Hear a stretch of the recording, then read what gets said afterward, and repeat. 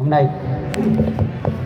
Chúng ta đã được ngắm nhìn sự tinh tế và khéo léo trên những bộ trang phục độc đáo và quyến rũ của các thí sinh đại diện cho các dân tộc đang sinh sống trong và ngoài huyện.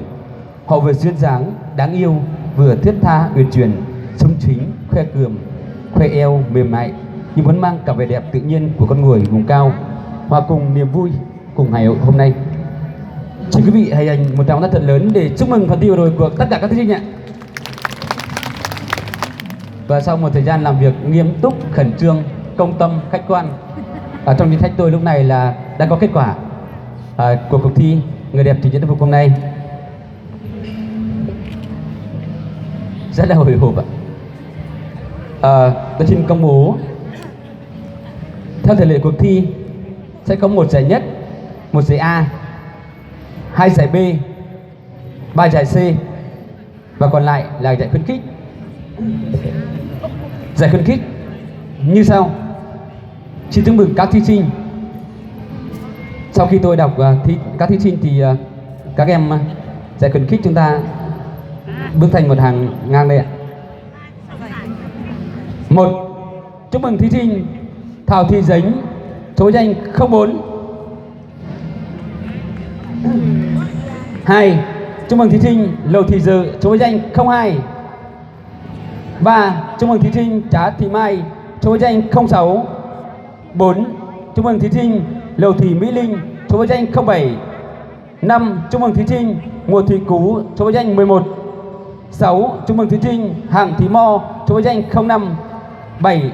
Chúc mừng thí sinh Vàng Thị Só, số danh 10. 8. Chúc mừng thí sinh Ngô Mai Hương, số danh 14. 9. Chúc mừng thí sinh Trùng Thị Sâu Kiêu, số danh 13. 10. Chúc mừng thí sinh Vàng Thị Thúy Trinh, số danh 01. Chúng ta hãy dành một tràng thật lớn để chúc mừng 10 thí sinh đạt giải khuyến khích theo thi này. Ban tổ chức trân trọng kính mời đồng chí Cứ A Sình, Phó Giám đốc Trung tâm Văn hóa Truyền thanh Truyền hình, Phó trưởng ban tổ chức lên trao giải khuyến khích cho các thí sinh. Trân trọng kính mời đồng chí.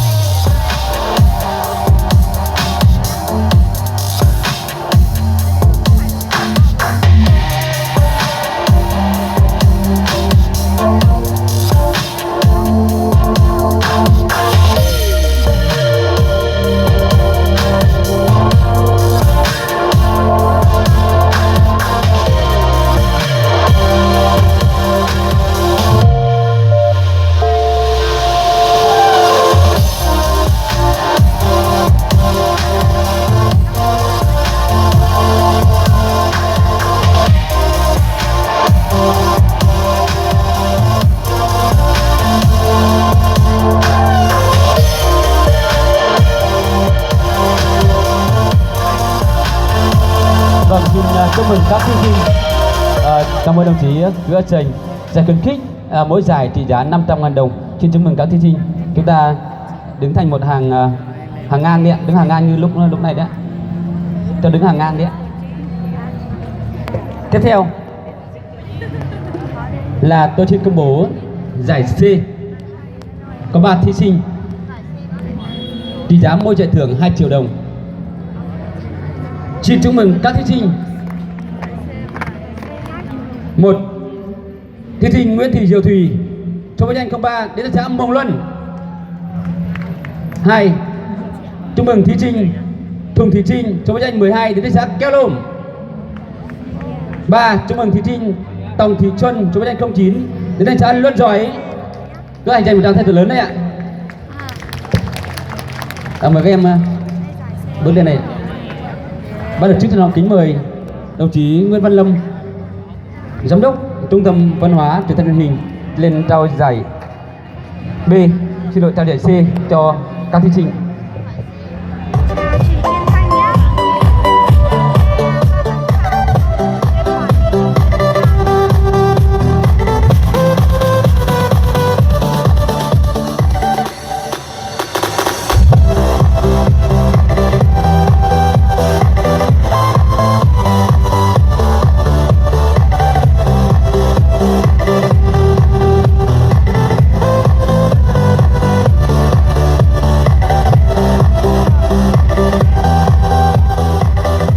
Nhằm tăng thêm lớn được không ạ? Vâng, cảm ơn đồng chí. Chúc mừng các thí sinh. Bây giờ là còn 3 gương mặt rất là xinh xắn và rất là duyên dáng, cũng như là có phần thể hiện trong tối hôm nay rất là xuất sắc. Mời 3 thí sinh chúng ta đứng phía trước ạ.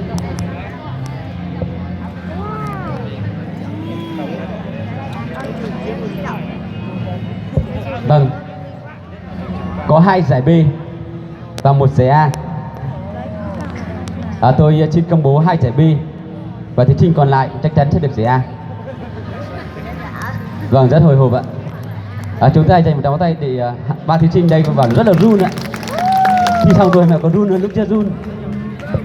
Vâng, 2 giải B. Chúc mừng thí sinh Quảng Việt Lan 08 đến từ thị trấn. Giải B thứ 2, xin chúc mừng thí sinh giải A hồi hộp hơn Sùng Thị Tránh đến từ xã Nong U.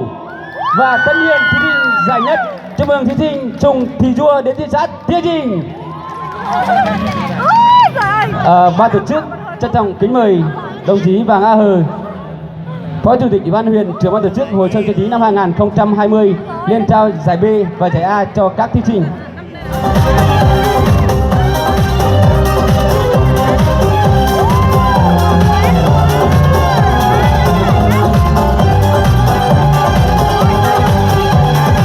Giải B trước ạ.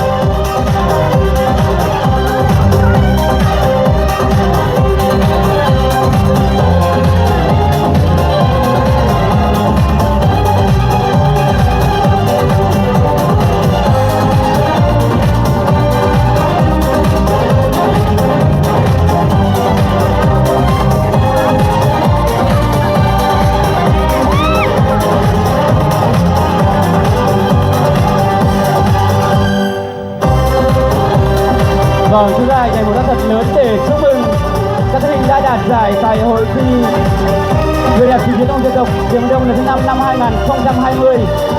Xin chúc mừng tất cả các thí sinh, cảm ơn đồng chí Vàng A Hờ và thí sinh Sùng Thị Dua lần thứ 2 liên tiếp năm 2019 và năm 2020 đã xuất sắc đạt giải nhất. Một lượt xin chúc mừng tất cả các thí sinh. Tôi dành một tràng tác thật lớn được không ạ?